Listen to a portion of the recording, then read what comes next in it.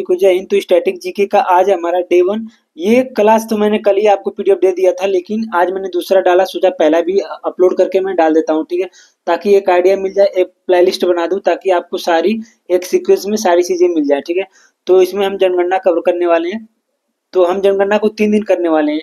आज मैं 2 वीडियो डाल देता हूँ, आज दूसरा दिन था तो पहले वाला का भी मैंने कल वीडियो नहीं डाला था, तो आज ही डाल देता हूँ ताकि आपको एक सीक्वेंस में चीजें मिलती रहे, ठीक है। तो अगले 2 से ढाई महीने में हम स्टैटिक के एक एक टॉपिक को कवर करेंगे इसी तरीके से धीरे धीरे।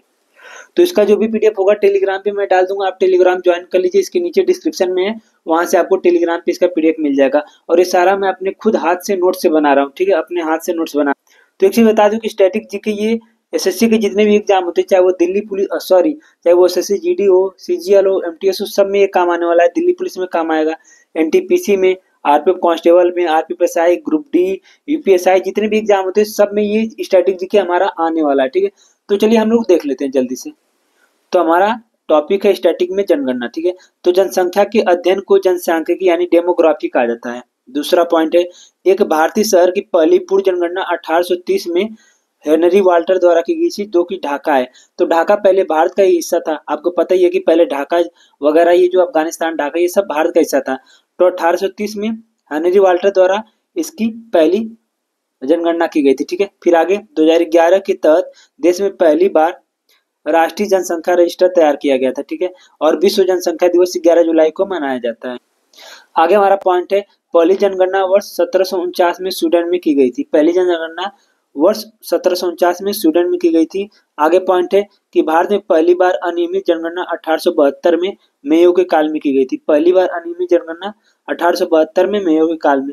फिर आगे पॉइंट है, भारत में पहली नियमित जनगणना 1881 में रिपन के काल में। 1881 से हर 10 साल में जनगणना होता रहा है, मतलब 1881 से हर 10 साल में जनगणना शुरू होना हो गया, ठीक है। 2011 की जनगणना भारत की 15वीं और आजादी के बाद 7वीं, आजादी के बाद 7वीं। देखो 1881 से शुरू हुआ था और 2011 तक, 1881 से 2011 तक आप 10-10 साल करके आएंगे तो 15 हो जाएगा। लेकिन जब हमारा भारत आजाद हुआ तो 19, तब से लेके अब तक का 7वीं जनगणना है, ठीक है। आगे क्या है कि 1921 को महान विभाजक का वर्ष कहा जाता है। 1921 को महान विभाजक का वर्ष कहा जाता है। आगे भारत में 1921 से 51 की अवधि को स्थिर जनसंख्या वृद्धि अवधि के रूप में जाना जाता है, मतलब इसके बीच में जनसंख्या बहुत कम वृद्धि हुई थी। 1951 से 81 को जनसंख्या विस्फोट, यानी 1951 से 81 के बीच में बहुत तेजी से जनसंख्या में वृद्धि हुई, इसीलिए इसे जनसंख्या विस्फोट की अवधि कहते हैं। आगे यहाँ पे कुछ पॉइंट है कि राष्ट्रीय जनसंख्या आयोग की अध्यक्षता पीएम करते हैं। स्वतंत्रता के बाद पहला जनगणना अधिनियम 1948 में, फिर जनगणना विभाग की स्थापना 1961, जनगणना विभाग की स्थापना 1961। आगे पॉइंट है, स्वतंत्र भारत के पहले महापंजीयक या जनगणना आयुक्त MWM एड्स से, ठीक है, MWM एड्स। फिर आर ए गोपाल स्वामी स्वतंत्र भारत के पहले भारतीय महापंजीयक और जनगणना आयुक्त थे। फिर 2011 के जनगणना आयुक्त चंद्रमौली साहब थे। फिर वर्तमान में भारत के आयुक्त, जनगणना आयुक्त कौन है? मृत्युंजय कुमार नारायण। फिर हेनरी वाल्टर को भारतीय जनगणना का पिता कहा जाता है। किसको? हेनरी वाल्टर को भारतीय जनगणना का पिता कहा जाता है। विश्व की जनसंख्या का 17.5% भारत में निवास करती है, मतलब जितना पूरा विश्व की जनसंख्या है उसमें भारत की जो जनसंख्या है पूरे विश्व का 17.5%। यहाँ पे कुछ हमारा पॉइंट दे रखा है, 2011 में कुल जनसंख्या इतना सा 121 समथिंग करोड़ में है, जिसमें से पुरुष 51%, महिला 48.53%, जिसमें से इस टोटल जनसंख्या में से 68.8% तो गांव में रहता है और 31.2% शहर में, ठीक है। अब प्रशासनिक आंकड़ा, जब जनगणना हुआ था 2011 में तो उस समय केंद्र शासित और राज्य टोटल मिला के 35 थे, और नगर 7,933, जिला 640, गांव 6,40,930, ठीक है।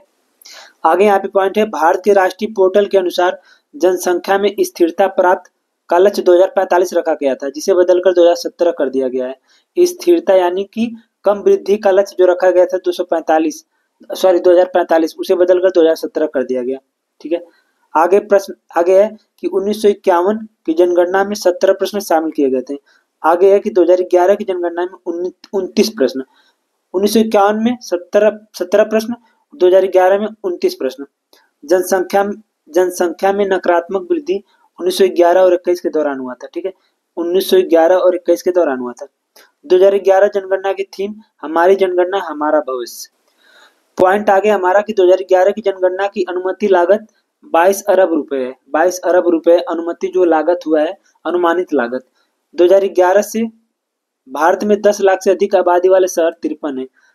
2011 की जनगणना के अनुसार भारत में 10 लाख से अधिक आबादी वाले शहर 53 है।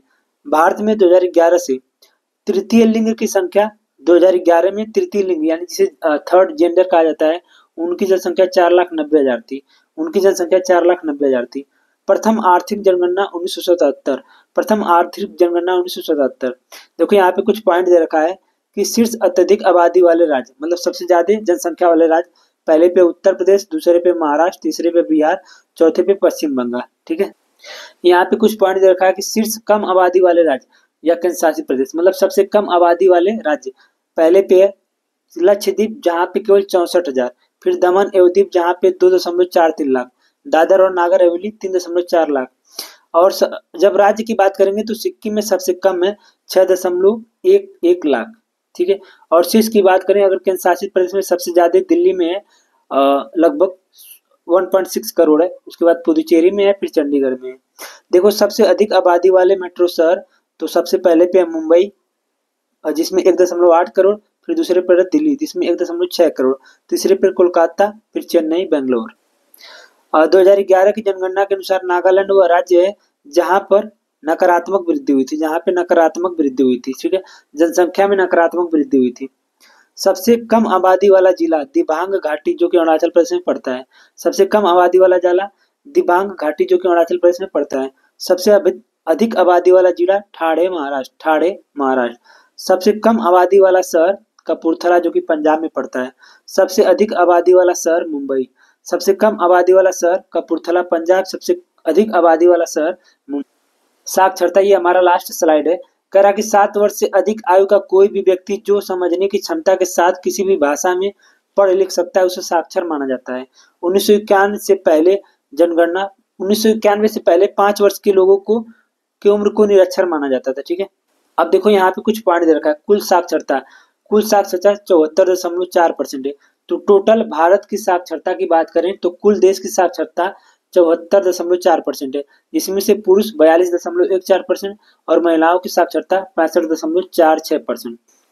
पुरुष 42.14%, महिला 65.46%। बात करें राज्य की तो सबसे शीर्ष पर कौन है? सबसे शीर्ष पर कौन है साक्षरता के मामले में? केरल। केरल साक्षरता के मामले में सबसे शीर्ष पर है। उसके बाद मिजोरम। और सबसे कम न्यून पर कौन है, मतलब सबसे कम साक्षरता किस राज्य में है? वो बिहार में है, केवल 61.8%। उसके बाद अरुणाचल प्रदेश। अब केंद्र शासित प्रदेश की बात करें तो सबसे ऊपर जो केंद्र शासित प्रदेश है वो लक्षद्वीप है। यहाँ पे 91.8% साक्षरता है। सबसे कम केंद्र शासित प्रदेश जहाँ पे साक्षरता कम है दादर और नागर हवेली 76.2%। सर्वाधिक साक्षर जिला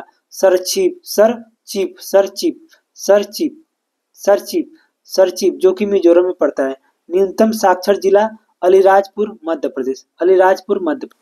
बस ये हमारा लास्ट पॉइंट है। 7 बहनों में मिजोरम की साक्षरता सर्वाधिक है। जो 7 बहनें हैं ईस्टपुर में, उत्तरपुर में, उसमें मिजोरम की साक्षरता सर्वाधिक है। महिला पुरुष साक्षरता में अंतर, सबसे ज्यादा जो अंतर है वो राजस्थान में देखा गया है 27.1% और सबसे कम अंतर मेघालय में देखा गया है 3.1% का, ठीक है। फिर साक्षरता की बात करें तो ग्रामीण की साक्षरता में शीर्ष पर है केरल, ग्रामीण में शीर्ष पर है केरल और सबसे कम में आंध्र प्रदेश, मतलब आंध्र प्रदेश के ग्रामीण एरिया में सबसे कम पढ़े लोग लिखे। और साक्षरता में शहर की बात करें तो शीर्ष पर है मिजोरम, मतलब मिजोरम के शहर में सबसे ज्यादा पढ़े लिखे लोग हैं। उसके बाद उत्तर प्रदेश के शहर में सबसे कम ज्यादा लोग पढ़े लिखे हैं, ठीक है।